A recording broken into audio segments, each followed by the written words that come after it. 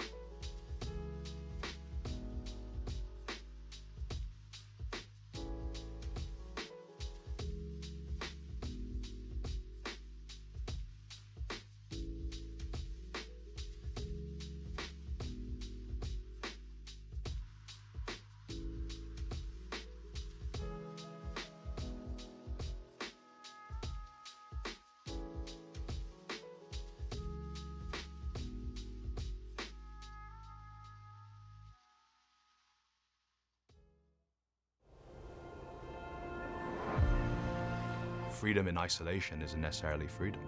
These autocracies learn from each other. This is why it's so important to have a place like Oslo Freedom Forum where all the dissidents can learn from each other. The bringing together of empowered individuals, NGOs, nonprofits, think tanks, lawyers, coming up with our own democratic playbook to counter this rising threat. I think the free speech debate is a complete distraction. I think the real debate should be about free will. We feel it right now because we are being programmed. And I think the only answer to this is give people choice. Seguimos alzando nuestras voces para que esto que hoy le sucede a Venezuela no le suceda a ningún otro país del mundo. The best weapon I had to use was my word. This simple slogan can get you killed in my country. It's an incredible eye-opener. You can absorb the ideas and experience of people from all over the world. It's just like getting some oxygen in order to continue doing the work that we need to do. The projects that we work with to empower communities around the world using our technology were initiated here at the Oslo Freedom Forum. It's an incredible opportunity for myself and other activists to really access resources that are otherwise inaccessible. The potential of it to inspire others to create a real movement of change is incredible.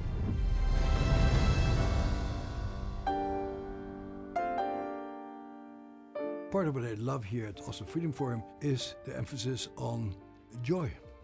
Part of healing from trauma is to have actual physical experiences that contradict the helplessness and the rage of your trauma experience.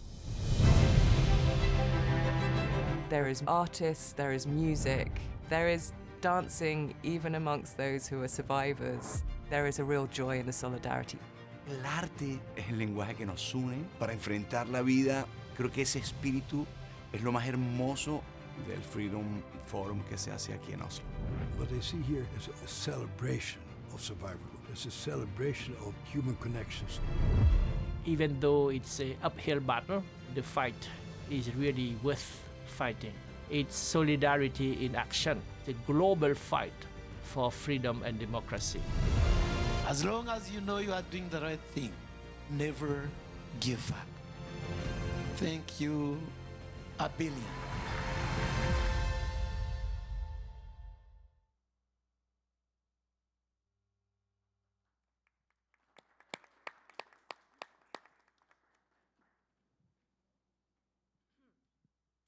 Distinguished guests, esteemed speakers, and fellow advocates. My name is Nica Gojan, and I stand before you not just as a Tufts student from the Republic of Moldova, but as someone who believes that these conversations are more than necessary. They are urgent.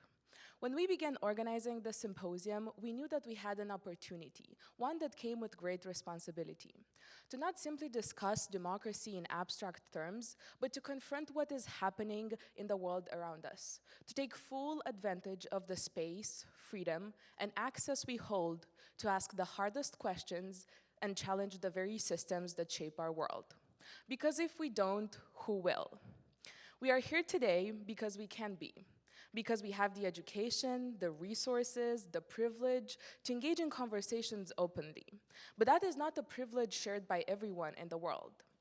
Across the world, elections are being manipulated and entire populations are being stripped of their rights. Not suddenly, not dramatically, but systematically, with precision as well. And if this conference feels like everything is happening all at once, good. That's exactly what we set out to communicate. Because these struggles are not isolated.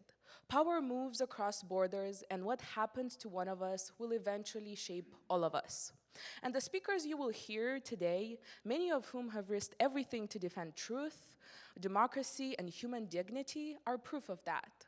They're activists, journalists, dissidents, people who have stood up against repression and refused to be silenced.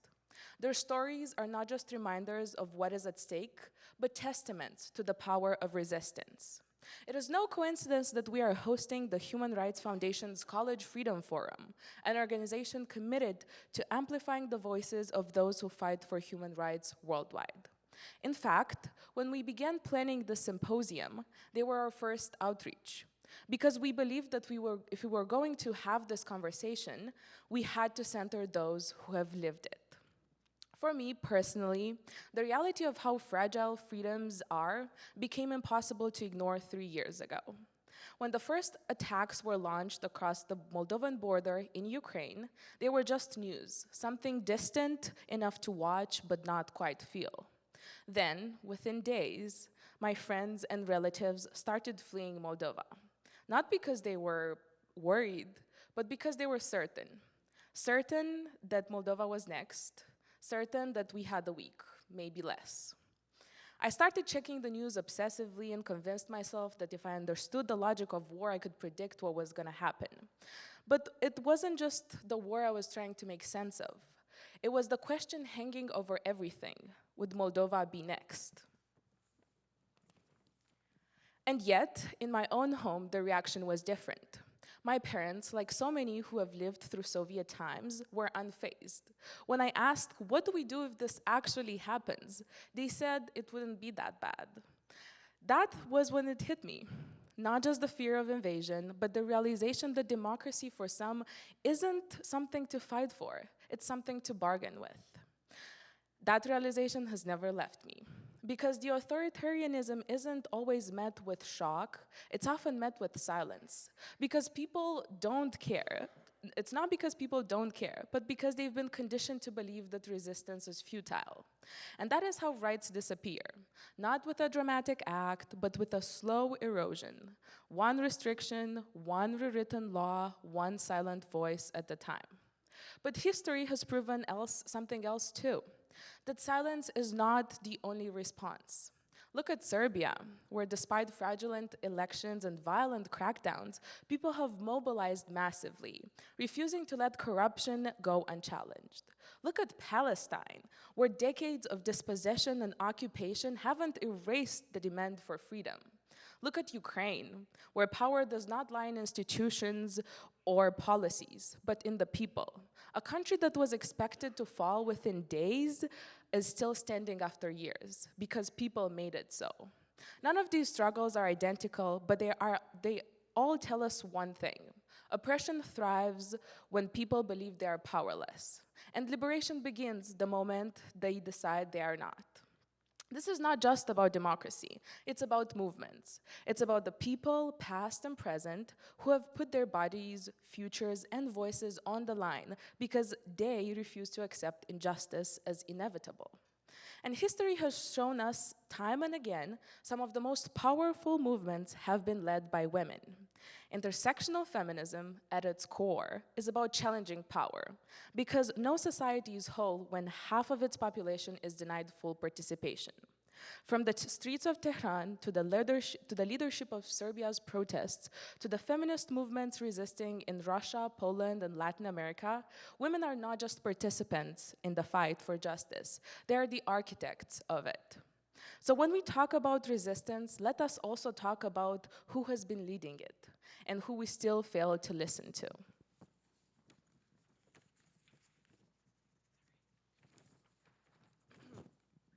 By now, no one here needs a reminder that the world is in crisis. We've heard the stories, we've seen the patterns, the warning signs aren't subtle at all. The problem isn't that we don't know what's happening, knowing isn't the same as acting. Oppression doesn't disappear overnight, it is dismantled, choice by choice, action by action, until what was once unthinkable becomes inevitable. The difference between freedom and repression is not some grand dramatic moment. It's a series of small decisions made by ordinary people over time. We don't need grand speeches about what should be done. We need people who refuse to stop doing, who show up, who speak up, who disrupt, and who demand better. Because history isn't written by those who believe it's too late. It's written by those who resist. And today, in this room, we are surrounded by those very people. Thank you.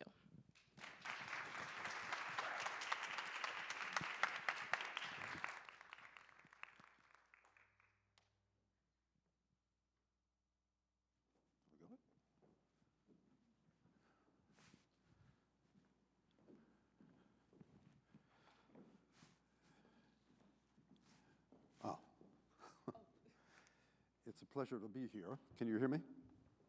Yes? This is a weird feeling. I haven't been in this building for almost a decade. It's been a decade since I left in 2016 after leading what was then the Institute for Global Leadership for 30 years. And now, thanks to the efforts of Heather Barry and our alumni and board, there's been a reincarnation of the EPIC program which you're participating in, and the re-involvement of so many people that have treasured the memories of these 30 years. I'd like to give a shout out to Heather, please, folks.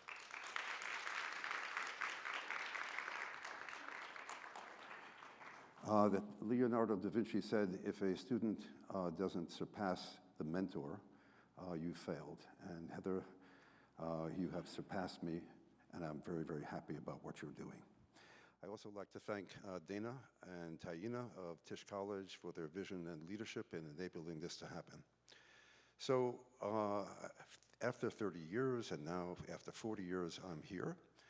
And the proudest part, perhaps, of what I did all these years was to join the Human Rights Foundation in 2006, a year after its creation. It's celebrating its 20th anniversary. And this is an appropriate time to really thank the remarkable people who put this together.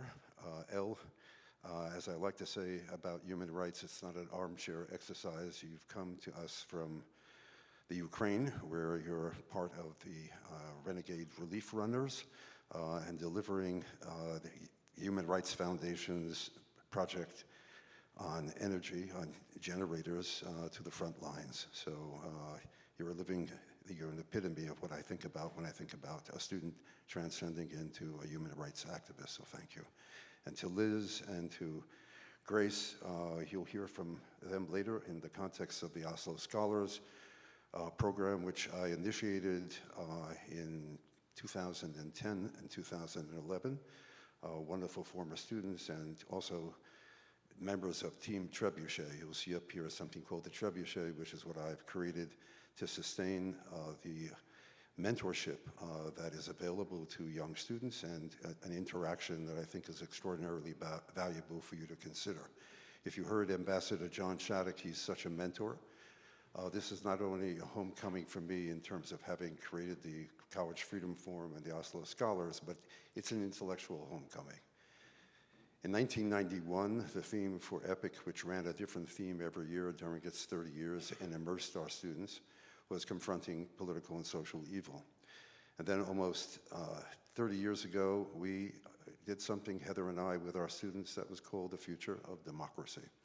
At that point in 91 and 97, we were looking at the collapse of the Soviet Union. We were looking at the beginning of the signs of what became the Rwandan genocide. We were looking at Yugoslavia, the massacre at Srebrenica, which, by the way, Ambassador Shattuck was the first person to visit on behalf of the U.S. government as the Undersecretary of State for Human Rights and Democracy. We were trying to confront the issues that still persist. In my own lifetime, my first immersive education was at the Hebrew University when I went to the Southern Sudan in 1965. And that is one of the longest waging civil wars and disastrous situations with the greatest number of IDPs, internally displaced people, and refugees, hardly given any salience whatsoever. So it is a fraught moment here. John spoke about it in the context of Orban and the disintegration of our democracy. If you would look at the map that we saw that I think was up accompanying one of our, well, either Faisal or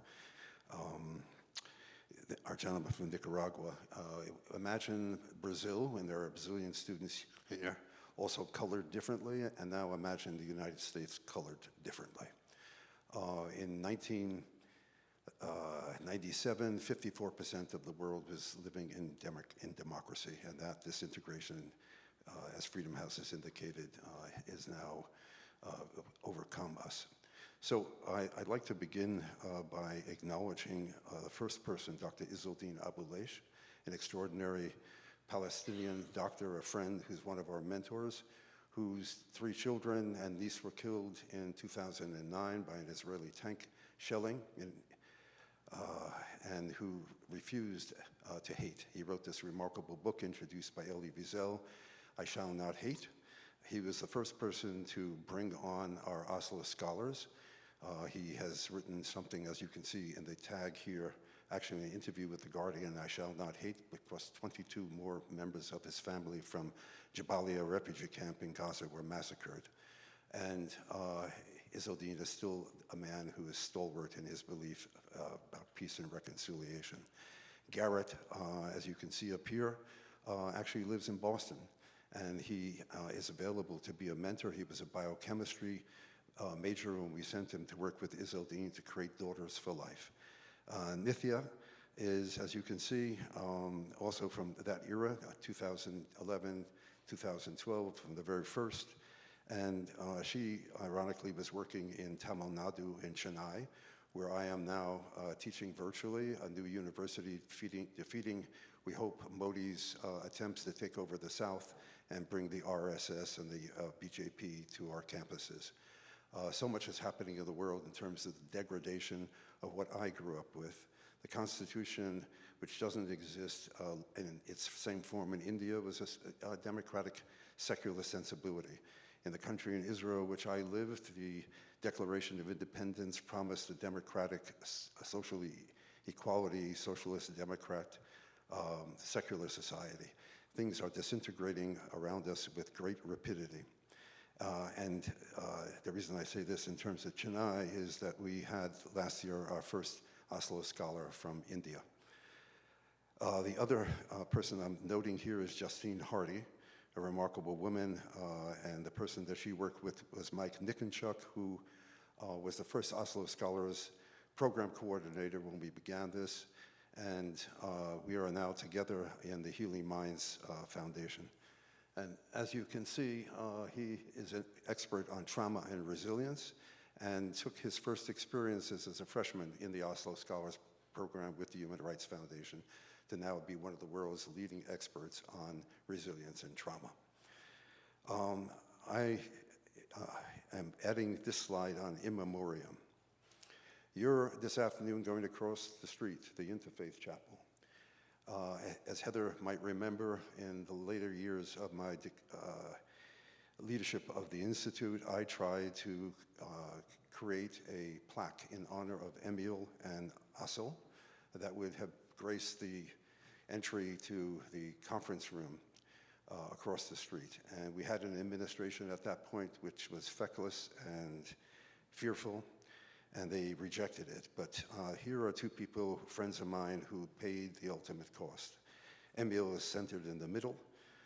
He was killed by a grenade thrower from then a very small faction in Hebrew called Dikui Bogdim, or suppression of the traitors. Emil was an extraordinary Peace Now activist, and the group that threw that grenade now sits in control of the police and the settler situation of heinous provocation on the West Bank. Ben Gvir is no longer in the government, but it's this Kahanist sensibility that killed Emil. And Assel, I helped create the Seeds of Peace curriculum of a peace camp and a reconciliation camp. Innocently watching a demonstration, he's one of the stalwarts of memory of the Seeds of Peace. The next slide, Eva Armour, is how I'll conclude, because as with Garrett being here, Eva is also here in Boston, able to be with you. She's now the executive director of Seeds of Peace. These are examples of Tufts students and others who, as yourself, if you're sitting in this audience and thinking about what can you do, how can you aspire to be leveraged in the world, there are many, many ways. So I'm thankful for being here, and to Tish, this is a moment to fuse both the international and domestic portions of things, because our democracy is massively under peril. I'm going to end in this way. I'm going to, as a teacher, as my students know, always recommend readings. So I'm asking you to read Fintan O'Toole regularly in the New York Review of Books. His last essay was on the brutality of imperialism, and what we have at this point is what Trump is presenting. It is an imperial presidency.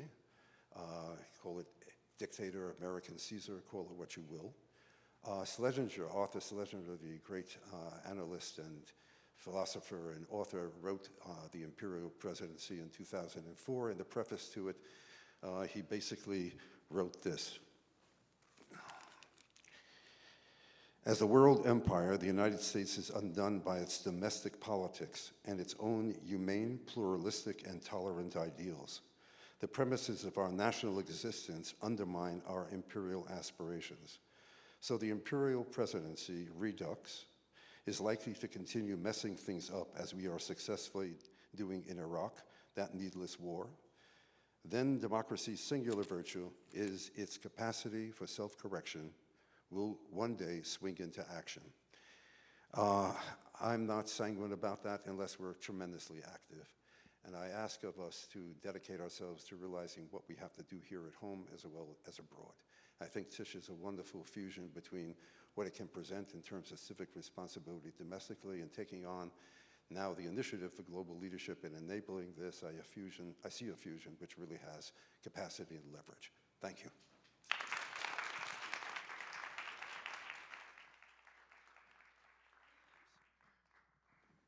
Thank you so much, Mr. Sherman, for your contribution and for everyone you have presented today. Hi again, everyone. Dear esteemed colleagues and faculty, from Nigeria to Belarus to Tibet, this session has gathered extraordinary individuals from across the globe. Their backgrounds, histories, and regions may be vastly different, yet they share a profound commonality: resilience. Their courage in the face of adversity serves as a powerful example to us all. There is no such thing as too late to take action. There is only now. And as my colleague so aptly put it yesterday during the opening remarks, these speakers remind us that the struggle for democracy is not abstract, it is deeply personal. Our first speaker is someone whose voice has voice has resonated for beyond the borders of Nigeria. Though she is not able to be with us here in person, she joins us online to share her message.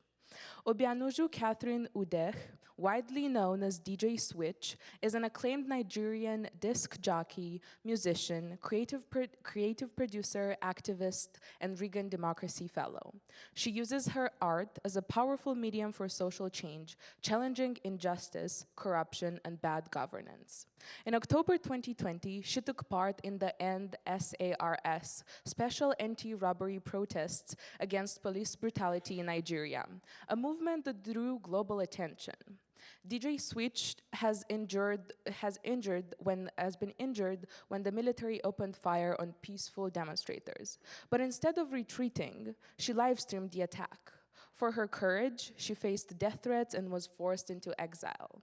Yet even from afar, she continues to stand for justice, reminding us that the fight for democracy is both urgent and personal.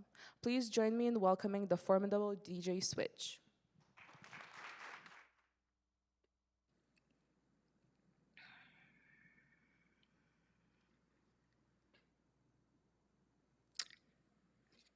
Hello, hello, hello. Hi, thank you so much for having me on here today. And I'm so sorry I couldn't make it there in person, but I'll get right to it.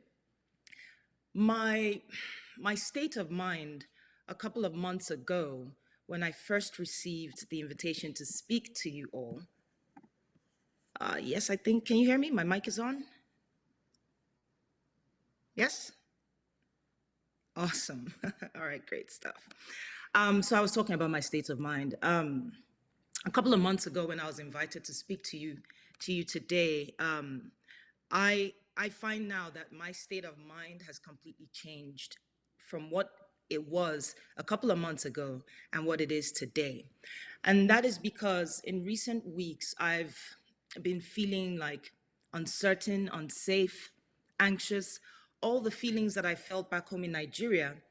I feel them now here in the United States with all that I see.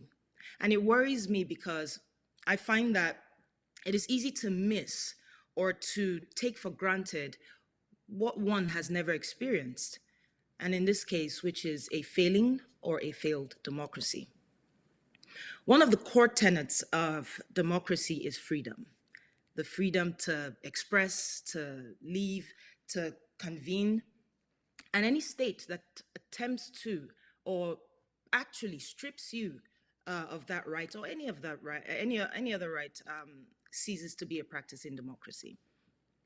Nigeria, unfortunately, is such a state. For years, young Nigerians have been victims of police brutality, especially from a unit called SARS, which stands for Special Anti-Robbery Squad. Their goal, of course, is as the name implies. But what SARS became known for was targeting young Nigerians for the dumbest reasons you can possibly imagine. For example, having dreadlocks, wearing ripped jeans, walking around with a laptop, basically looking cool. And so we had had enough. And we took to the streets in a nationwide protest in what we called End SARS. Now, young Nigerians, unfortunately, had been tortured, extorted, beaten, thrown in jail, especially if that extortion was unsuccessful, raped, and in many cases, killed. And this really fueled our protests around the nation. But on the 20th of October 2020, while we were gathered at the now infamous Lekki toll gate, which is one of the locations for the protests, we're hoping that the culmination of all our peaceful protests would be met by the government responding to our demands of ending SARS and reforming our police force. The government did respond all right, but it was a response that we never imagined. That evening, while I was speaking to thousands of young Nigerians, out of nowhere, gunshots rang, like AK-47s. And I could see people scrambling, jumping over themselves, trying to get to safety. There were just so many people. And initially, nobody knew exactly what was happening, right? But it was happening really fast. And yet slow enough to capture information, if that makes any sense. Now, at this point, with the gunshots still ringing, I could now tell that it was coming from behind me as I faced the crowd this way. And so I ducked, of course, and I had the microphone in hand and I screamed, "Brace, brace, brace." And as they drew nearer, I was shocked, as I believe many protesters were, because what I saw were soldiers, Nigerian soldiers, shooting into a peaceful crowd. And in that moment, it hit me that our government sent in the army to kill its citizens for peacefully protesting the brutality that we'd been enduring for years. You know, I've always been taught that singing the national anthem where our soldiers were lets them know that we're not the enemy. And so I'm still holding the mic. I screamed into the mic to the protesters that were around, braced, seated, to sing the national anthem, which we all did in unison. But it didn't stop the soldiers from shooting into the crowd. Now, in my last-ditch effort to do something crazy in the moment, and even crazy when I think about it now, is that I whipped out my phone and decided to go live on Instagram. In that moment, I truly thought that was my last day on earth, and I just wanted to show people what was happening, where it happened, and where, you know, I possibly would die. But in moments, just a few moments, the live stream went viral. To misquote the great Kendrick Lamar, my live stream just went viral. All right, that was for the students. I'll keep it moving. But we had news networks from all over the world tune into that live stream, and I think that was probably why the shooting stopped. I don't know. Now, those of us that survived, we witnessed soldiers throwing bodies onto the truck, onto their trucks rather. A lot of protesters that were hit in the leg or elsewhere. And you know, people on the live had called ambulances to come to our location, but the soldiers wouldn't let them through. And then some of us became what you would call makeshift doctors.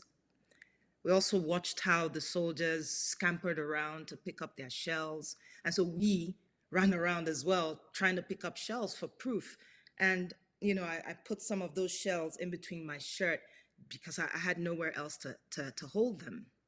And then moments later, I think maybe an hour later or so, my phone died. And eventually the soldiers left. Now, this might sound weird to you, but in that moment, we felt victorious. Again, it might not make any sense to you, but we felt victorious. But unbeknownst to us, that was just the first wave. The second wave, when we heard another set of like gunshots firing into the survivors left at the Lekki toll gate, we realized that this was now being done by members of the Nigerian police force. Now, I'm sorry. It was a massacre. In the days leading to my exit, and by exit I mean smuggled out of my country, what happened was my government tried so hard to get me to keep quiet.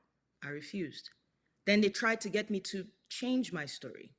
I refused as well. And when all their tactics didn't work, they moved to discredit me by targeting my character. They claimed that I was a terrorist. They also claimed that I was part of the Biafra movement. Now, the Biafra movement in Nigeria is a secessionist group, right? And they happen to come from the same region that I come from, and so that was the connection that they were trying to make. On top of all that, The government tried their very best to change the narrative of what everyone saw and witnessed with their own eyes, claiming that my Instagram live stream was, wait for it, CGI. CGI, like in the movies. It doesn't surprise me because, again, these are the steps that authoritative regimes take. And Nigeria keeps up this facade that it's a democracy, but we know that in a truly democratic society, this would have never happened. And I know democracy, for all its strengths and benefits, when it is under attack and nobody stands for it, it becomes like a fragile glass, very easy to break. And that's why, even as the government were somewhat successful at convincing those with eyes to become blind, despite their power and intimidation tactics, I knew we had to hold them accountable. And so, yes, it took a couple of years and a lot of pain and stress, but I and two other survivors and a group of very wonderful pro bono lawyers came together and we took the government to the West African Regional Court of Justice. It's called the ECOWAS. Now think of the ECOWAS like your Supreme Court, right? But like the Supreme Court of for West African states on the continent. So that's what ECOWAS is. Now the case was long. You know, there were scary times in it, but with undeniable evidence and testimony, we ultimately won. And so in July of 2024, the ECOWAS court ruled that the Nigerian government used disproportionate force and that security forces opened fire on peaceful protesters in a violent crackdown. And then the court also ordered the Nigerian government to pay compensation to the victims, the survivors, and also to investigate and deliver accountability within 6 months. Hold up, August, September, October, November, December, January, nothing. Now look, I'm not surprised. I don't expect them to live up to the judgment. It's not a democracy after all. But there's a win here, which is their crimes are on the record. You know, when I think of my mom and how worried and scared she was, happy that I'm safe, but really scared. She had no idea why I was doing what I was doing. And I said to her, I said, it's very important, Mom, that we speak up whenever we can. We have to stand up in whatever capacity that we can. I was scared too, but I was angry. For the young men and women we lost, I was angry. For the families that have one less child at that dinner table, I was angry. For the trauma of our young generation today and their fear of expression in my country, Nigeria, I'm still pretty much angry. And that's why we had to see the case through to the ends of where the law would allow. Now, democracy I know can be a chore, but at least it welcomes participation. It's representative. Winston Churchill said, and I quote, "Democracy is the worst form of government that have been tried." End quote. For people like us that have lived through authoritative and dictatorship regimes, we understood Winston's quote clearly. And that's why this win against an authoritative regime back in Nigeria is good, but it is only an injury to authoritative, or rather authoritarianism. In order to overcome it, it would include and it would take all of us to do so. So I urge you today, in whatever ways, creative or otherwise, please stay engaged. Encourage your friends to stay engaged. Educate yourselves. Know your facts. Elevate your critical thinking. Study democracies, other democracies, and look for the indicators that show whether a democracy is under pressure, under attack, or it is failing. Listen to more stories from people like me if you can. Do all of this, please, so you don't have to find yourself in another country sharing your story. Thank you so much and enjoy the rest of your event. Cheers.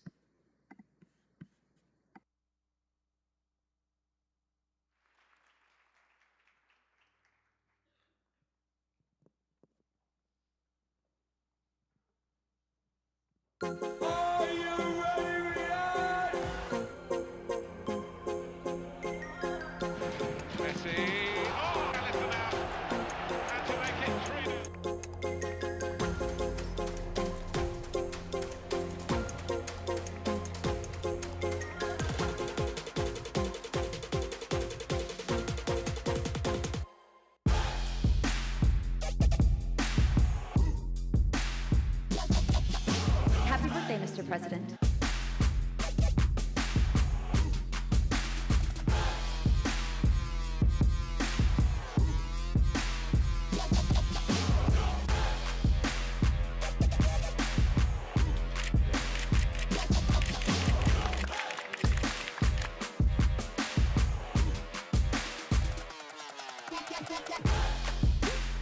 The Human Rights Foundation just claims that JLo has made millions over the past 2 years performing for some of the world's most notorious dictators. These are people with crimes against humanity. These are dictators. These are the worst of the worst.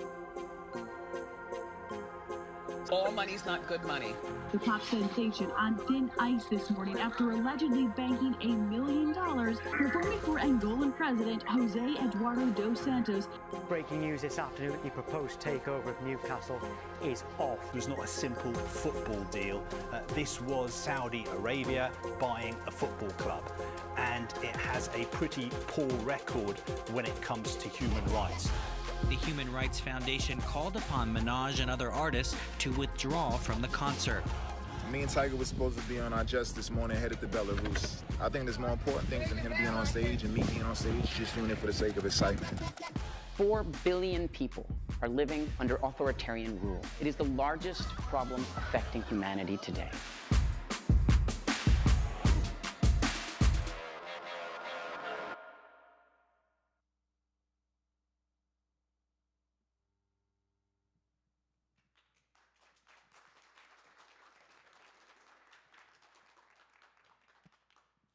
Our next speaker is someone whose work and bravery have made waves far beyond her homeland. Forced into exile, she has continued to fight for truth, democracy, and human rights in Belarus. Hanna Liubakova is a Belarusian journalist, analyst, and non-resident fellow at the Atlantic Council. She has written for The Washington Post, The Economist, Open Democracy, and The Conversationalist, shedding light on critical developments in Belarus. She began her career at Belsat TV, the only independent Belarusian channel, as a correspondent and presenter. She has been recognized by the Václav Havel Journalism Fellowship at Radio Free Europe in Czechia and the World Press Institute Fellowship in the United States. Hanna's commitment to press, freedom, and democracy comes at a great personal cost, but she remains undeterred. Please join me in welcoming the incredibly brave and inspiring Hanna Liubakova.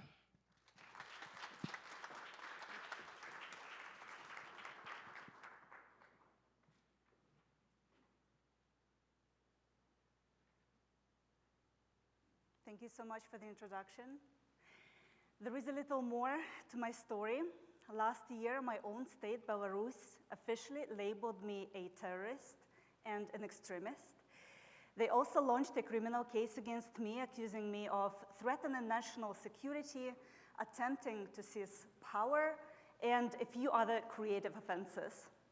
I'm also on the wanted list in Belarus, Russia, and in all CIS countries, including in Armenia, where I was arrested actually in 2021. My Twitter account has also been labeled an extremist account, so I guess it's a full house in poker. And yet I don't even jaywalk. I left Belarus around 5 years ago in 2020 when we had mass protests. Since then, I have been living in exile in Europe, and I've been writing about my country. I've been speaking out in support of my friends in jail. The regime says that my writing fueled protest sentiments and divided society. Flattering, isn't it, for someone who just reported on their own country? But what is less funny, they set up a court, a trial in Belarus against me. There was even a prosecutor, there was a judge, there was a defense lawyer, except for one person, the defendant, me. So I guess Franz Kafka would have been really impressed. They called it a trial in absentia. They also sentenced me to 10 years in absentia. So I guess my way home is not just difficult, it's officially banned in the foreseeable future.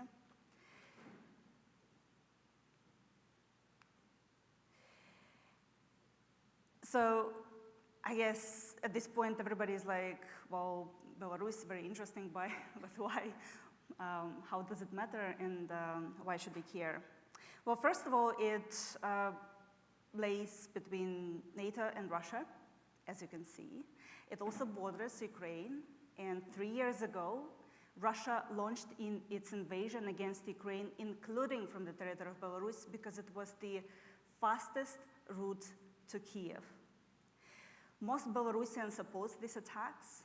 I have family in Ukraine, in Nizhyn. I spent my summers there, in my grandparents' house, and it was really heartbreaking to see how Russia attacked Nizhyn with missiles from Belarus, from the territory of my country.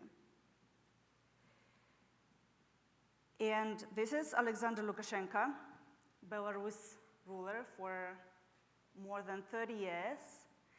Some see him as a meme. For us, he is a dictator. When he came to power in 1994, he immediately took control over the media, the parliament, and courts. Probably for some of you, that sounds familiar. He's also backed by Putin, and together they announced the deployment of Russian nuclear weapons in Belarus, even though, again, most Belarusians oppose it. In the past 30 years, Lukashenko has climbed to power. The US has had 5 presidents, the UK, 8 prime ministers, Belarus, only 1 dictator. But let me show you also the other side of Belarus. We have been fighting back. We had the mass protest, the biggest in the history of Belarus, 5 years ago in 2020 against yet another rigged presidential election. There were hundreds of thousands of people on the streets protesting for months. They faced brutal terror. 60,000 people have gone through the prison system. Many were killed, were tortured, were beaten in jail. So the fight for freedom in Belarus is not a metaphor. It means blood, it means prison cells, it means also the exile. Since then, every day people are being arrested. Imagine every day for just putting a like on social media or supporting political prisoners. This is probably yet another troubled country that you are hearing about today. But why is it important? Because the past years have taught me that there is no faraway land. What happens in Belarus, in Minsk, affects Moscow, affects Brussels, affects Washington. Lukashenko caused trouble in Europe by creating the migration crisis at the EU border or forcing down a civilian airplane to arrest a blogger. Most recently, 2 American citizens were jailed in Belarus. Lukashenko released them, hoping that sanctions would be lifted. So Putin and Lukashenko became so inseparable. But again, Belarusians oppose this. And if it feels to you like these are distant struggles, they are actually not. We share the same battle for democracy. Students in Belarus protested just as they do elsewhere in the world, like in Serbia right now. Journalists in Belarus are fighting censorship and disinformation just in the same way like they do elsewhere in the world. And I feel that if oppressive regimes feel afraid because of unity, so let them be afraid. There is also another lesson that that my country has taught me in the past years, is that peace, progress, and human rights go hand in hand. When I was 10, opposition politicians in Belarus began to disappear, abducted by death squads. It felt really wrong, but quite distant. When I was 14, the regime forced itself into my own life. My freedom-loving high school was shut down because we spoke Belarusian, not Russian. We teenagers were really angry, so we protested, we were detained, and together with our well-known professors, we launched an underground school, so I guess do not make teenagers angry.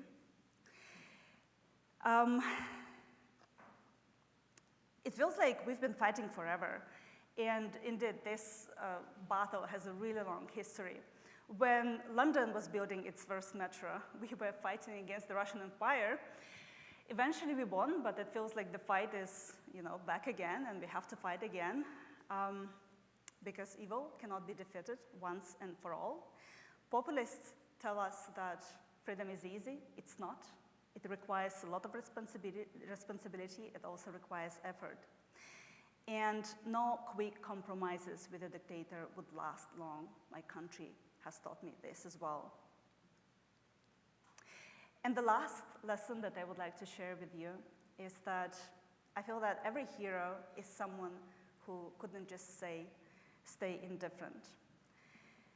The Lukashenko regime has turned my country into a giant prison where it keeps the best minds, musicians, scientists, Olympic athletes, bankers, doctors, even a Nobel laureate, Ales Belatsky. You see him here. Before his arrest, I asked Ales, what else can I do for my country? And he told me, continue doing what you do. These are very simple words, very ordinary even, but they actually shaped my understanding of resistance. Lukashenko has never been able to suppress people's will, and he never will. Despite the regime's brutality, I still have a lot of hope. My hope is in people who write me, we will never give up, from inside Belarus. It's in those who fight right now on the front line, helping Ukraine defend itself, and they die there as well. My hope is in partisans who stop the movement of Russian troops on the territory of Belarus, even though they can face the death penalty.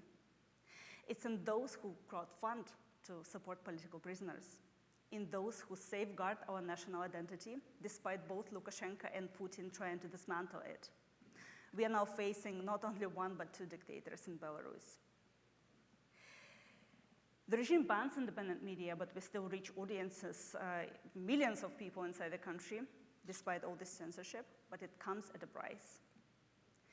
There are at least 40 of my colleagues, journalism friends, who are currently in prison.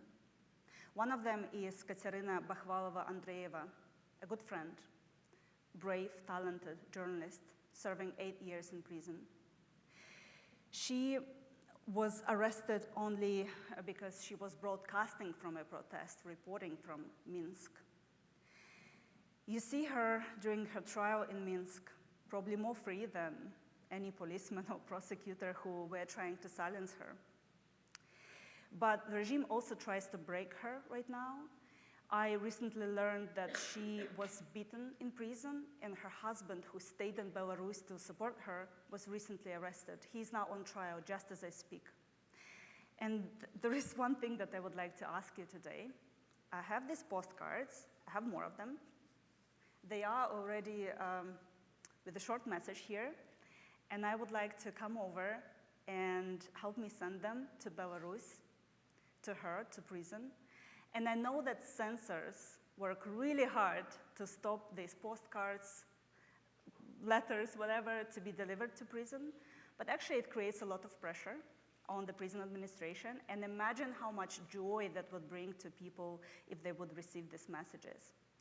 And I would finish by saying that indifference is the dictator's best friend, but not today, not in this room. You don't have to jaywalk to topple a dictator. You don't have to be a politician to resist. Every voice is a stand against tyranny. So let's stand together. And if one day I do break a jaywalking law, I hope it will be in a free Belarus. Thank you so much.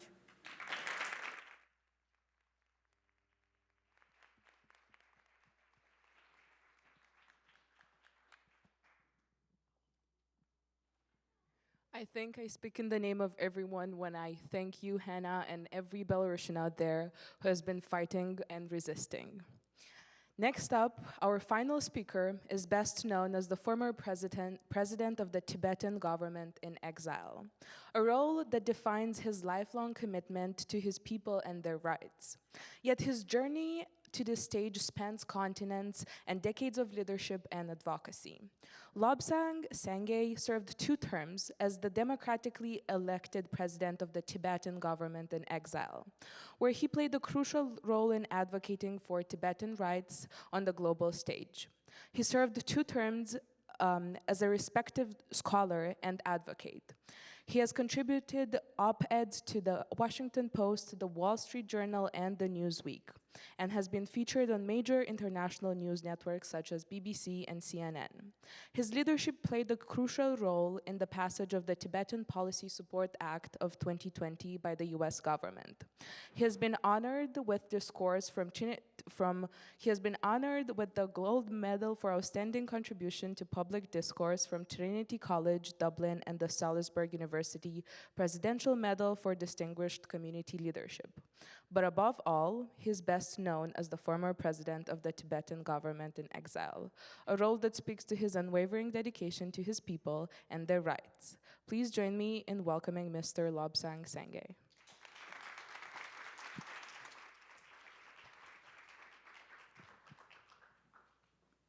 Good afternoon.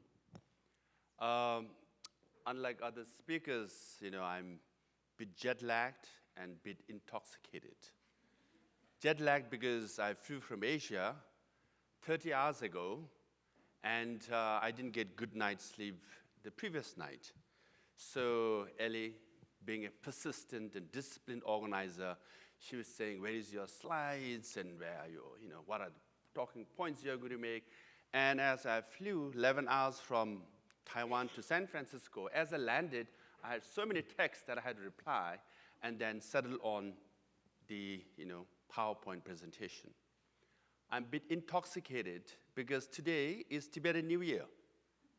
So on the first day of New Year, you're supposed to have relaxed time, drink a bit, eat a bit, sing a bit, and talk to all your friends and family members, wishing them, New Year. So I did all that. That's why I'm a bit intoxicated.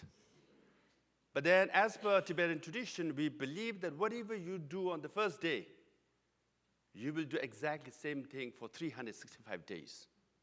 So because I'm standing here and talking to you guys, and in the afternoon, I have 2 engagements. So this year I will have 730 engagements. So that's being imposed by HRF and especially Ellie, okay? I'm supposed to go to a party, and talk to all my friends. I could not do any of that, and I switched off my phone because, I kept getting New Year wishes. But I accepted this talk mainly because we are downplaying or not fully celebrating Tibetan New Year. Because just a few months ago, there was a major earthquake in Tibet. Hundreds of Tibetans died. And then in solidarity and in showing our condolences towards them, we are not celebrating our New Year fully. And that's why I also thought maybe I should talk about earthquake in Tibet. So you can clearly see I wanted to talk about earthquake, and lo and behold, yesterday there was an earthquake in Nepal. And, it affected neighboring countries, including inside Tibet and Nepal and India and Bhutan as well. And this was in January. You can clearly see major earthquake in Tibet. Hundreds died. And then there was a complete shutdown, and as far as information is concerned, because the Chinese government didn't want people outside to know how many died as to why. Why they want to hide the earthquake victims or casualties in Tibet. And it's not surprising. There's so many earthquakes in that area. In Nepal, 215, major earthquake, thousands died. Afghanistan, Sikkim, Pakistan, and Assam, this is in 1950. Why there are so many earthquakes in that part of the world? Because the Chinese government is building so many dams. Dams causes earthquake. Because when you dam, you have all this water, and it pushes the soil underneath, even rocks, and then it leads to earthquake. Now the Chinese government, we all have heard about Three Gorges Dam, the largest dam in the world, right? Or Yangtze River. The Chinese government is planning to build larger dam than Three Gorges Dam, right at the bend. Right at the bend. This is Brahmaputra River. This is the great bend between Tibet and India. Now, Tibet is under China. So this is where they want to build the largest dam.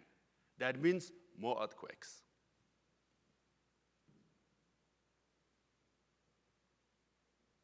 Now, just last year,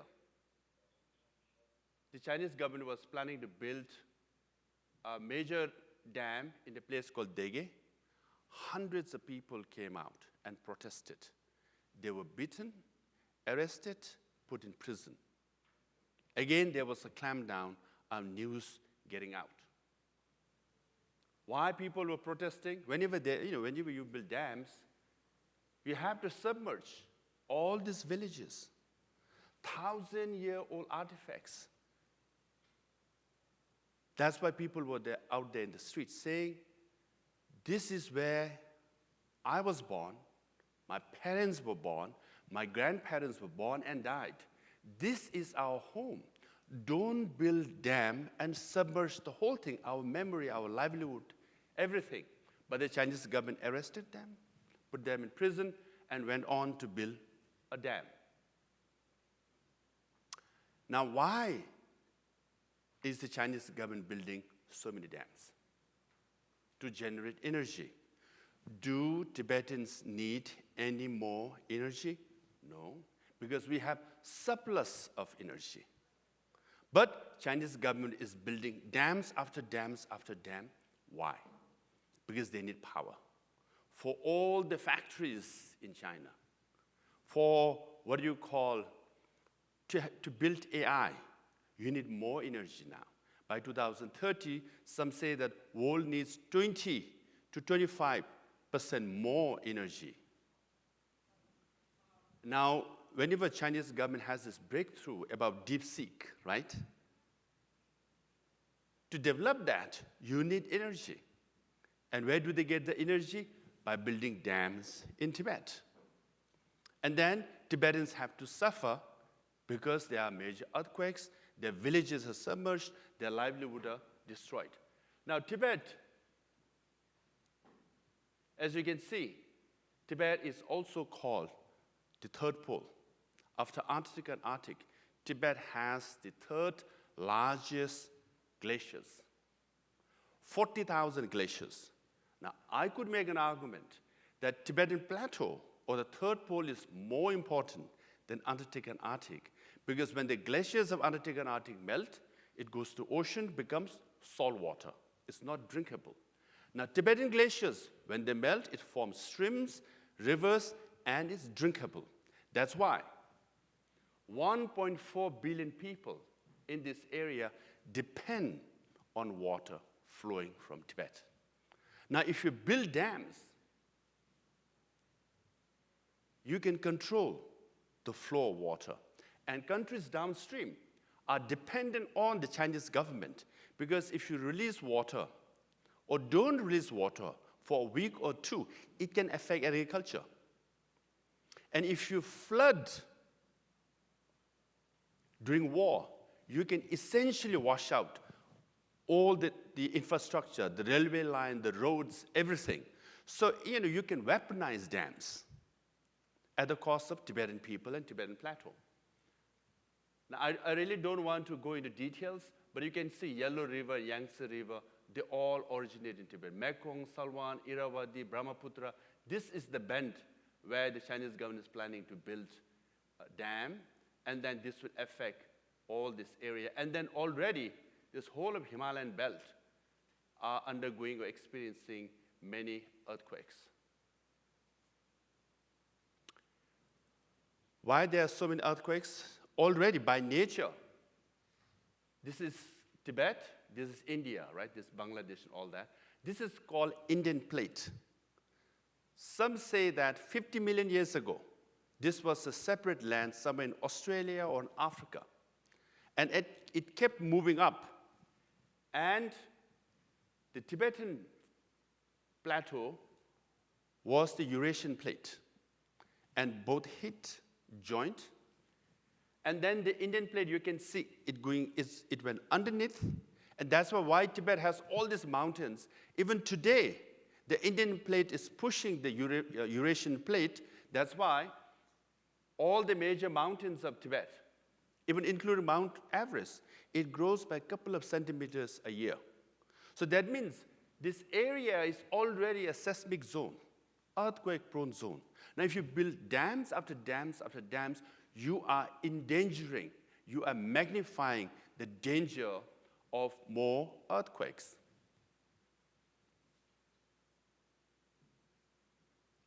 Now, Chinese government is not just satisfied with exploiting Tibetan water by building dams and generating energy. They take Tibetan water and give it to Maldives. Now, the people in Maldives, they think, oh, it's the Chinese government is providing us Chinese water, but it's Tibetan water. Now, we all drink water. We all have to buy water, right? So Tibet is so rich in water. Had we sold, and even today, if we sell, we'll be one of the richest countries in the world. Tibet is also rich in natural resources. Now, major dams are built to generate electricity for mining purposes as well. Now, why I show you these mineral resources? Because today, as per yesterday's headlines, President Zelensky is coming to Washington, D.C. to sign an agreement with President Trump for critical minerals of Ukraine. $500 billion worth, some estimate. But Tibet is so rich in mineral resources. I think one could make an argument that there is $1 trillion worth of mineral resources. So if there's any country who would like to sign an agreement for critical minerals, Tibetans are here as well. Now, there are a lot of protests inside Tibet against damming, against exploitation of mineral resources, including self-immolations. Unfortunately, not many people know this, but in Tibet, 136 Tibetans have burned themselves, of which 122 have died, to protest against the occupation of Tibet, colonization of Tibet, and exploitation of minerals and water.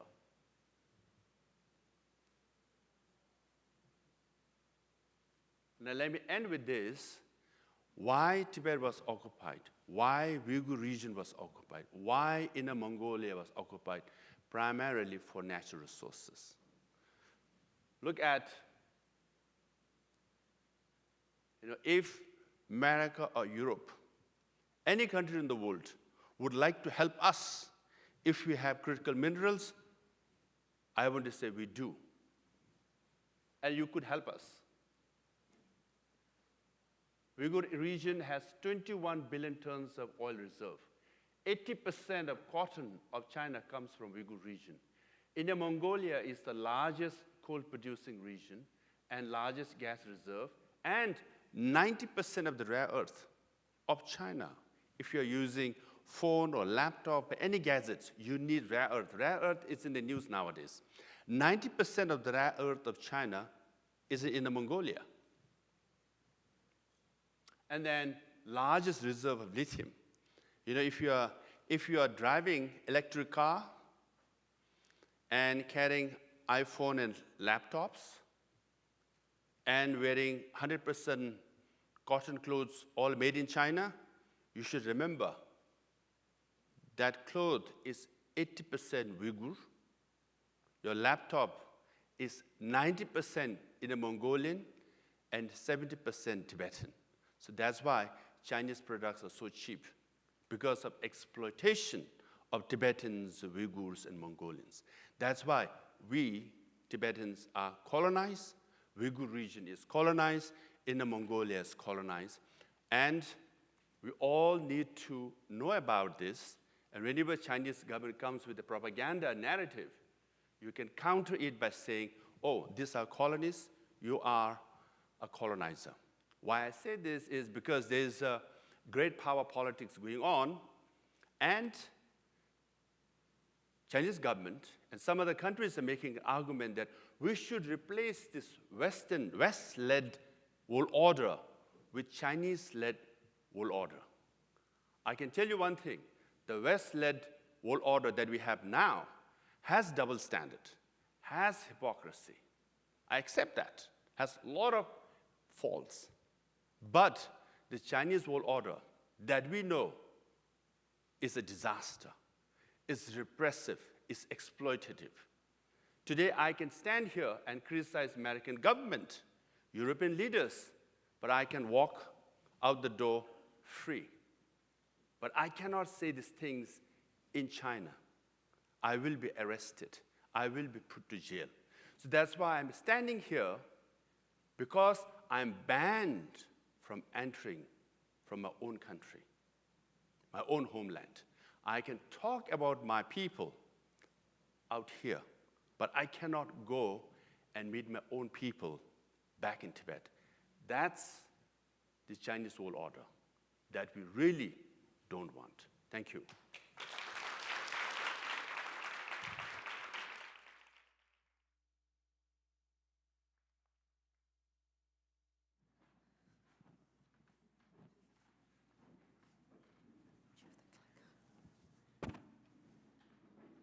Hi everyone, my name is Grace. I graduated from Tufts in 2023. I studied international relations and French, and I currently work as a development coordinator with the Human Rights Foundation. Hi everyone, my name is Liz Shelbred. I'm also a development coordinator with the Human Rights Foundation, and I also graduated from Tufts in 2022.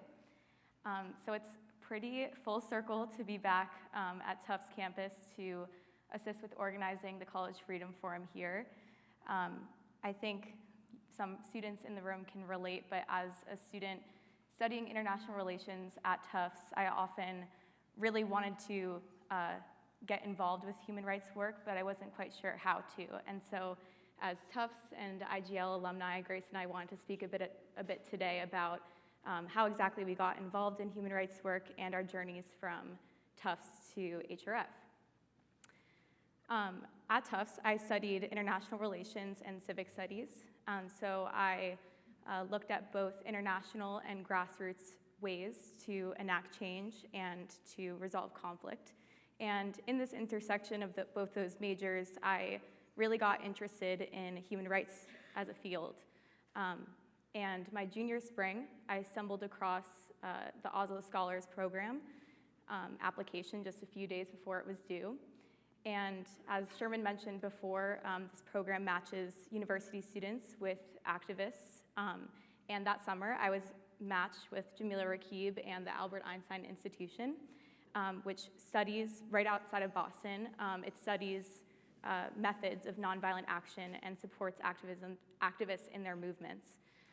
So during that internship, I looked at these methods and researched movements happening in Eastern Europe and Latin America at the time, and helped my team prepare for various trainings and workshops with civil society leaders and activists in those regions. And one of those workshops actually was with Latin American activists at the 2021 Oslo Freedom Forum in Miami. So I actually got to attend with my fellow Oslo scholars, including Grace, which is where we met. And it was truly a surreal experience, especially as a student, to be in the presence of such amazing people. I'm sure this is a feeling that some of you might share today.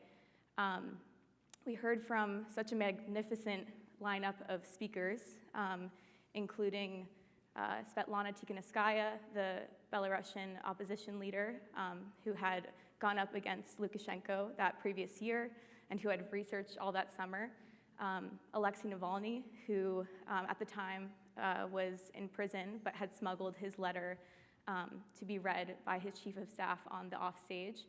And even Berta Valle, the wife of Felix Maradiaga, who you heard from earlier, who was advocating on behalf of him while he was in prison at the time. I think at the time I was super taken aback by these stories, and as you did today, I witnessed firsthand this resilience of human rights activism and what it really means to be part of a united movement of people who care about promoting democracy. And one of those people actually was Grace.